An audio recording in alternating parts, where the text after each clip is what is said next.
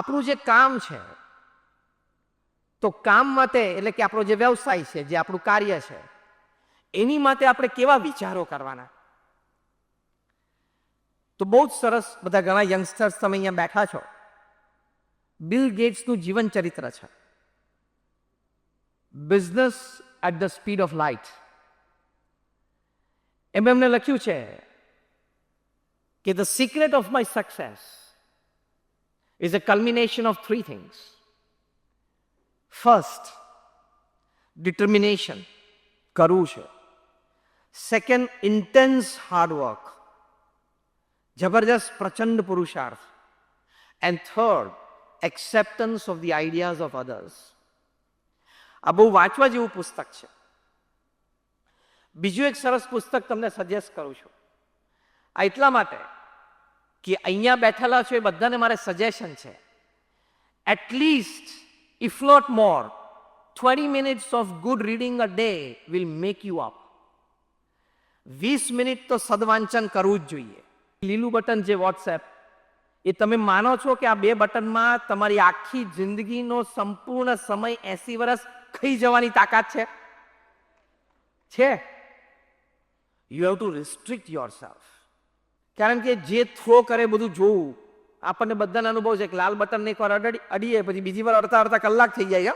You are wasting your mental energy, you are wasting your intelligence, you are wasting your memory power. More importantly, you are wasting real time communication with the people in your life.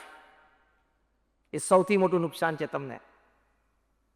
એટલે આમાં time થોડો restrict કરવાનો, કે તમે 20 મિનિટનું સદવાંચન કરવાનું, એ નિયમ તમે આજે અહીંથી લો. અમે અહીંયા આવ્યા છીએ તમને કંઈક આપવા માટે. હું તો છેલ્લા 32 વર્ષથી નેશનલ ઇન્ટરનેશનલ પ્લેટફોર્મ્સ પર બોલું છું. એક પૈસો પણ કોઈની પાસેથી ચાર્જ નથી કર્યો. I don't charge a single penny for my talks. કારણ કે સંત તરીકે સમાજને સદવિચાર આપવા, સદવર્તન માટે પ્રેરણા આપી, એની જવાબદારીમાં અને સેવામાં આવે છે.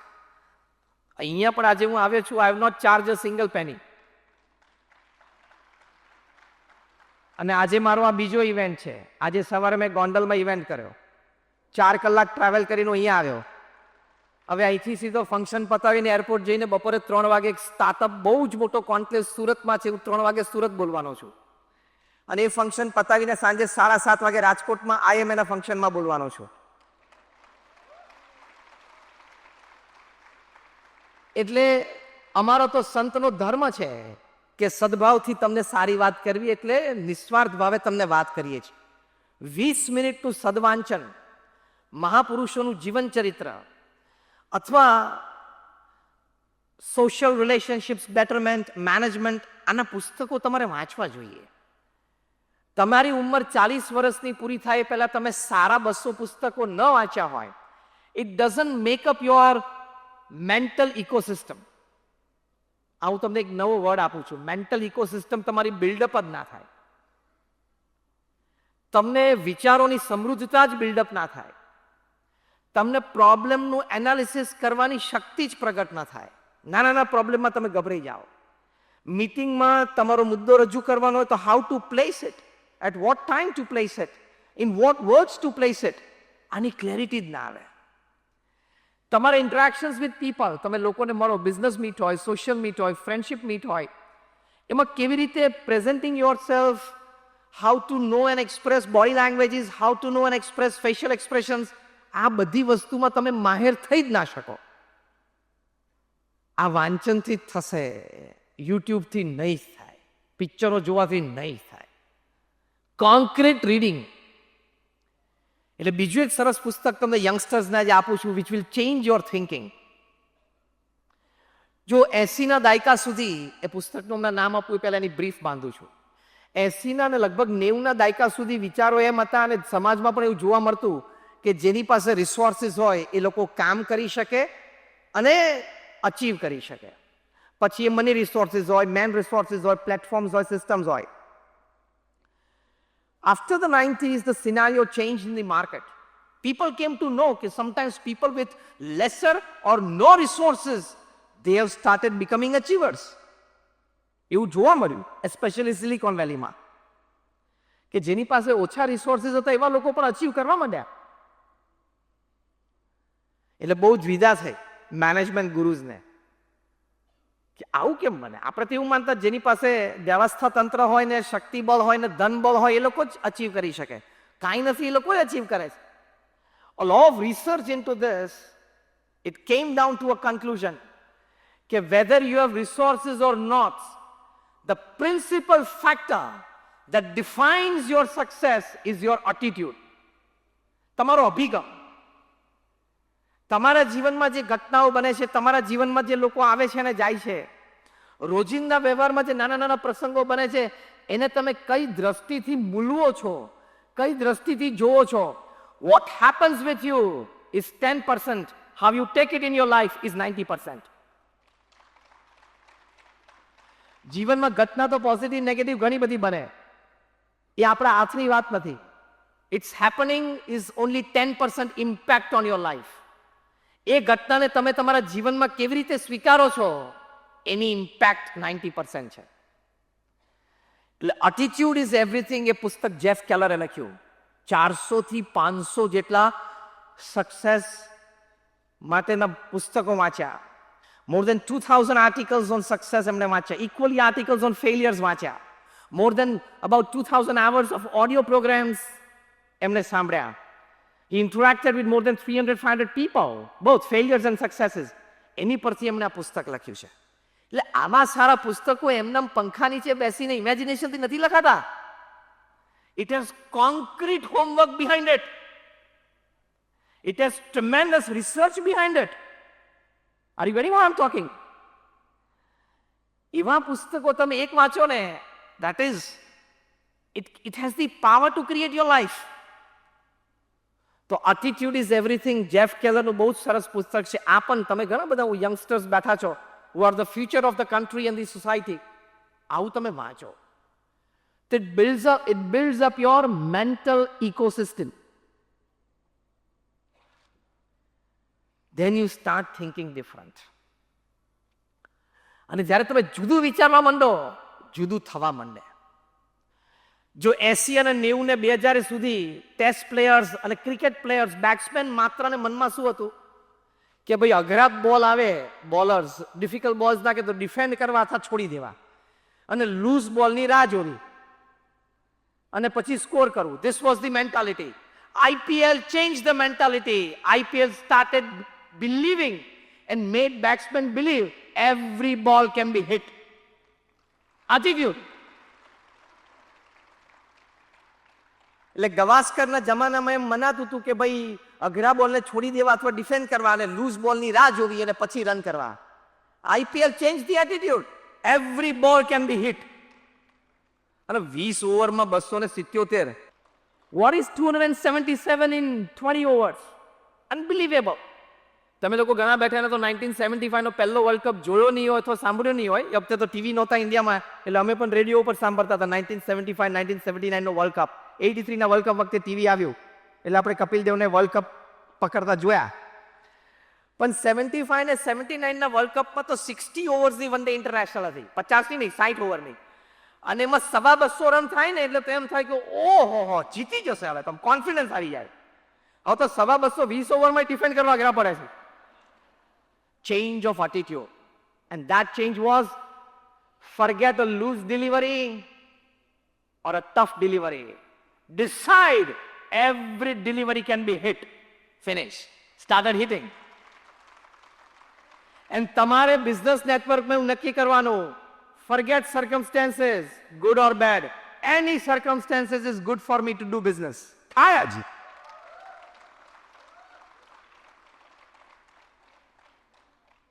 જેમ અમારા ગુરુ પ્રમુખ સ્વામી મહારાજે એક એટીટ્યુડ, એક અભિગમ, એક જીવન ભાવના નક્કી કરી કે in the good of others lies hour on, in the progress of others rest hour on. આ એમનો જીવન મંત્ર હતો. બીજાના સુખમાં આપણું સુખ, બીજાના આનંદમાં આપણો આનંદ, બીજાની પ્રગતિમાં આપણી પ્રગતિ, એક એમનો જીવન મંત્ર હતો.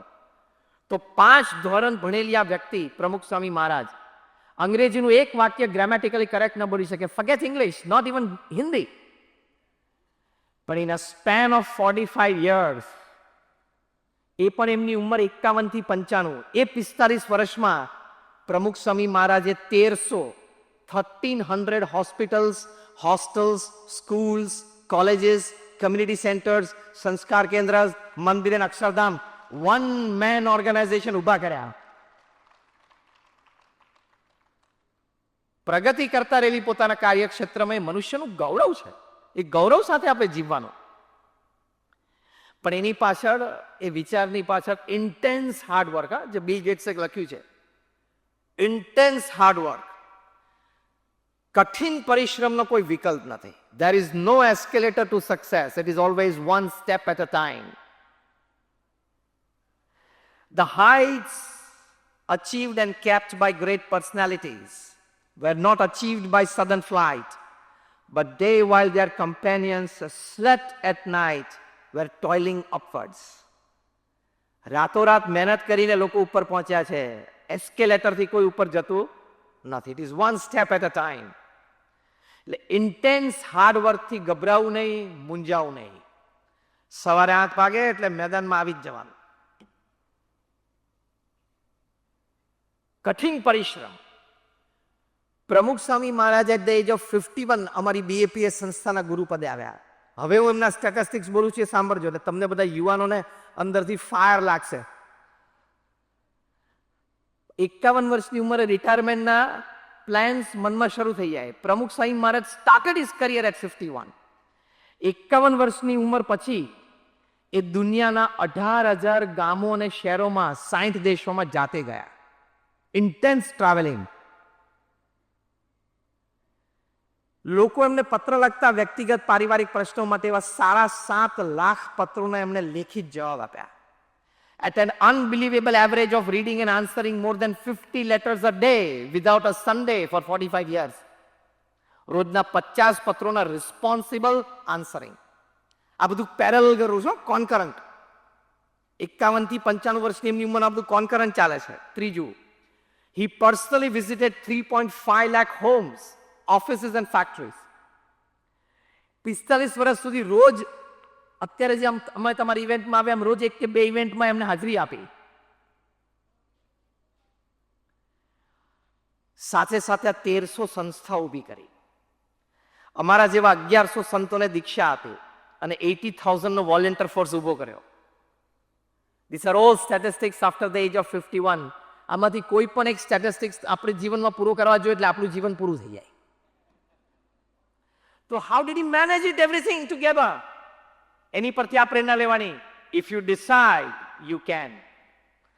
Speak with me while I say, if I decide, I can, and I will decide, so I will do. બસ આ વાક્ય મંત્ર બનાવવાનો. If I decide, I can. And today I have decided at Wives 1.0, so I will do it. આજે મેં નક્કી કર્યું છે એટલે હું કરીશ.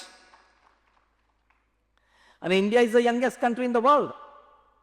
બિલ ક્લિન્ટન પ્રેસિડેન્ટ તરીકે ઇન્ડિયા આવેલા 2000ની સાલમાં તારા હૈદરાબાદ હાઈટેક સિટીમાં એક આઈટી કોન્ક્લેવ એમની માટે સ્પેશિયલ આયોજન થયું હતું. અને બહુ જ સરસ એમને બિલ ક્લિન્ટને એક વિશ્લેષણની વાત કરેલી કે ઇન્ડિયા ઇઝ 540 મિલિયન યુથ. 54 કરોડ યુવાનો છે ભારતમાં જેની એજ 15 થી 35ની છે. So India is the youngest most energetic nation in the world.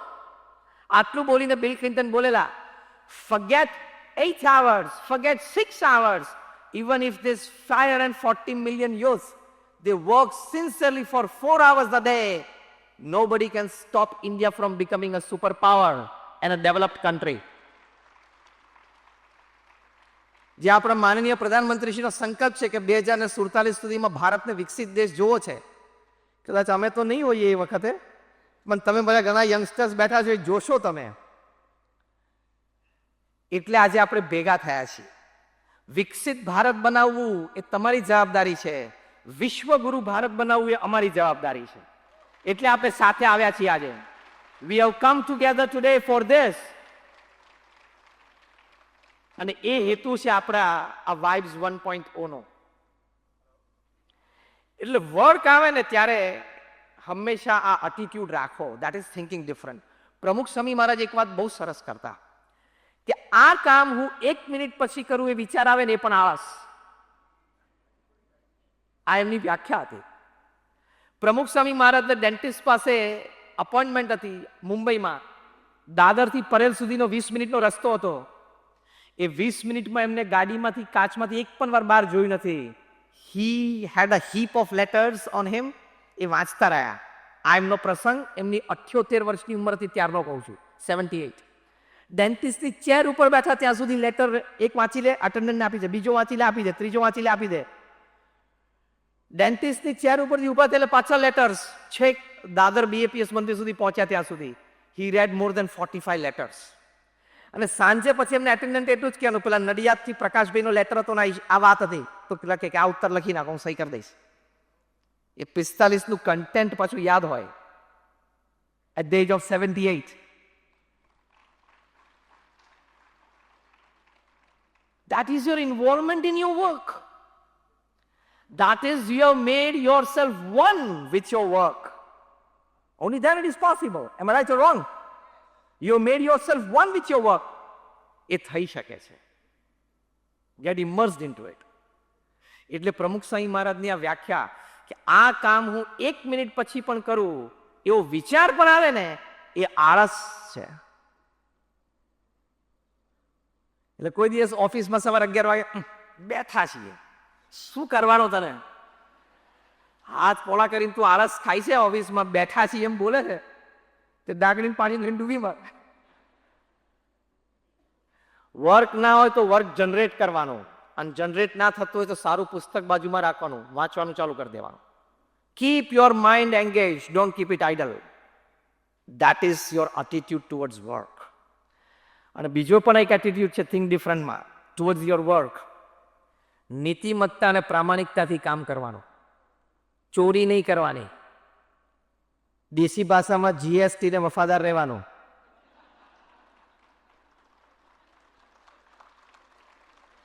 એ આપણું ગૌરવ છે, એ મનુષ્ય તરીકે આપણી ડિગ્નિટી છે. I will always remain faithful to my country and my government. પ્રમુખ સ્વામી મહારાજ આખી દુનિયામાં 60 દેશોમાં ફરે, બધી જગ્યાએ ઉપદેશ આપતા હતા કે આપણે જે દેશમાં રહ્યા છીએ, જે દેશમાં રહીને આપણે અને આપણા પરિવાર આપણે ખીલ્યા, સમૃદ્ધ થયા, એ દેશના નીતિ નિયમને વફાદાર રહેવું એ આપણું કર્તવ્ય બને છે. એમ આપણે ભારત દેશમાં છીએ તો ભારત દેશ અને ભારત સરકારના નીતિ નિયમો એને પૂર્ણ રીતે વફાદાર રહેવું એ મનુષ્ય તરીકે આપણું કર્તવ્ય છે. નહીં તો આપણામાં અને પશુમાં કોઈ ફેર નહીં. 2 કૂતરા પણ અડધી રોટલીમાં ટુકડા માટે ઝઘડે છે, એમાં કોઈ નીતિ નિયમ ને સિદ્ધાંત હોતા નથી. તમે કોઈ પણ રીતે ટેક્સની ચોરી કરો, અનીતિ રીતે ધંધો કરો, શરૂઆતમાં થોડો લાભ પણ કદાચ થઈ જાય, પણ you are cheating your own self, you are cheating your conscience, and you are cheating your dignity as a human being. એ આપણાથી થાય જ નહીં. ગમે તે સમાજની વચ્ચે, આજે નહીં, આજથી 40-50 વર્ષ પછી પણ જ્યારે આપણી ઉંમર 80-90-100ની હોય, ત્યારે ગમે તે સમાજની વચ્ચે ઉન્નત મસ્તક સાથે જીવી શકવા જોઈએ કે I haven't done anything wrong in my life. એ ક્રેડિટથી જીવવાનું. Money counts less, credits count more. Yes or no? All the money cannot give you an ounce of credit. An ounce of credit has the power to pull all money back. બધા જ પૈસા ભેગા કરો તોય ખોવાયેલી ઇજ્જતનો 1% પણ પાછો ના આવે. અને 1% પણ ઇજ્જત હોય ને માર્કેટમાં, ખોવાયેલો બધો પૈસો પાછો આવી શકે છે. થિંક ડિફરન્ટમાં આ છે. You become different and you succeed different. કે આ નીતિમત્તા અને પ્રામાણિકતાથી કામ કરવું. અને હવે તો કરવું જ પડશે, જશો ક્યાં? IT is strong and powerful, ED is strong and powerful, CBI is strong and powerful, અને આ ત્રણે કરતા social media is strong and powerful. પ્રમુખ સ્વામી મહારાજને આટલું બધું કાર્ય સમાજમાં કર્યું, લાખો લોકોની વચ્ચે રહ્યા, લાખો લોકો સાથે કામ કર્યું. એમને પ્રશ્ન પૂછ્યો કે કયો વિચાર તમને હંમેશા મનમાં રહે છે? પ્રમુખ સ્વામી મહારાજે કહ્યું કે જે વિચાર મને ક્યારેય નથી આવ્યો હું કહું. That was more interesting. પ્રમુખ સ્વામી મહારાજ બોલ્યા, કોઈનું પણ અહિત થાય એવો વિચાર મને જીવનમાં ક્યારેય નથી આવ્યો. એટલે મોડર્ન મેનેજમેન્ટ ગુરુઝ, તમે સ્ટીફન કોવીને વાંચો, કેન બ્લેન્ચાર્ડને વાંચો, એન્થની રોબિન્સને વાંચો, રોબિન સ્મિથને વાંચો, જીમ કોલિન્સને વાંચો. એ લોકો એક બહુ જ સરસ નવી ટર્મ કોઈન કરી છે, and the new term is saintly executive. તમારે એક્ઝિક્યુટિવ બનવાનું છે, પણ સંત પણ બનવાનું છે. એટલે આ કપડાં પહેરવાના છે એવું નથી કહેતો. તમે 3 પીસ સૂટ પહેરીને પણ સંત રહી શકો છો. કેવી રીતે? તમારી નિયત ચોખ્ખી હોવી જોઈએ. એટલે તમે ગ્રહસ્થ આશ્રમમાં રહીને પણ એક સંત તુલ્ય જ છો. એટલા મેનેજમેન્ટમાં નવો ટર્મ કોઈન થયો છે, saintly executive. You ought to be an executive, but a saintly executive. આ નવો ટર્મ કોઈન થયો છે. એટલે નીતિમત્તા અને પ્રામાણિકતા. રોજ સવાર ઉઠીને તમારી જાતને આ પણ કહેવું. મારી સાથે બોલજો, I under any circumstances in any situation cannot do anything wrong today and in my life. આ વાક્ય પોતાની જાતને કહેવાનું. હું ક્યારેય કોઈ સંજોગોમાં ખોટું ન કરી શકું. એનો જે આનંદ છે ને એ જુદો છે. You become a different person. અને એ આનંદમાંથી જે વિચારો પ્રગટ થશે ને એ તમને ક્યાંના ક્યાંય લઈ જશે. ન્યુયોર્કના સબબમાં એક નાનો બાળક હતો. મે બી એની ઉંમર 10 વર્ષની હતી. બહુ જ ગરીબ હતો. એટલે સ્કૂલ પછી એને સાંજે 2 કલાક કરિયાણાની દુકાને નોકરી માટે જવું પડતું હતું. આવું વર્ષો દાયકાઓ પહેલાની વાત કરું છું. રાત્રે એને હિસાબ કર્યો આ 10 વર્ષના બાળકે, તો ખબર પડી કે 3 સેન્ટ કોકના વધારે આવી ગયા લાગે છે. આપણે તો કોકના વધારે આપણી પાસે આવી ગયેલી તો ચિંતા જ ના હોય ને. ચિંતા એને હોય, આપણે તો નહીં હોય. એને મૂંઝવણ થઈ, ગભરામણ થઈ કે કોક 3 સેન્ટ મને ડીલિંગમાં કરિયાણાની દુકાને વધારે આપી ગયું. એટલે એ જે વિલેજ હતું સબબમાં, એને સાંજે દુકાન બંધ કરી અને ઘરે ઘરે ગયો. જે આજના દિવસમાં એની પાસેથી માલ લઈ ગયેલા અને પૂછ્યું, સર, અંકલ, આંટી જે હતા કે તમે મારી પાસેથી આ લીધું, આપણે લેવડ દેવડ થઈ, are you okay with your transaction, check it. એમ કરતા કરતા 2 કલાક થયા. અને આ બાજુ એની માતાને ચિંતા થઈ કે મારો દીકરો કેમ ઘરે ના આવ્યો, જમવાનો સમય થયો રાત્રે. એટલે એની મા એને ગામમાં શોધવા નીકળી. પહેલા જ દુકાને કીધું, દુકાન તો બંધ હતી. તો ક્યાં ગયો ક્યાં? એમ કરતા કરતા રાત્રે 10 સાડા 10 એ બાળક પાછો ઘરે આવ્યો. એના માએ એટલે એના મધર એકદમ હેપતાઈ ગયા, તું ક્યાં હતો, શું કરતો હતો, ક્યાં ગયો હતો? તો કે મમ્મી આવું થયેલું એટલે હું 2 કલાક ગામમાં બધે ફર્યો અને I found out the person who head given me 3 saints more. I hand it back to him. ને એને પાછા આપ્યા. એની માના હાથમાં આંસુ આવી ગયા કે આ બાળકના હૃદયમાં 10 વર્ષની ઉંમરનો બાળકની આ નીતિમત્તા, અને નીતિમત્તા માટે એને આવો પ્રયત્ન કર્યો.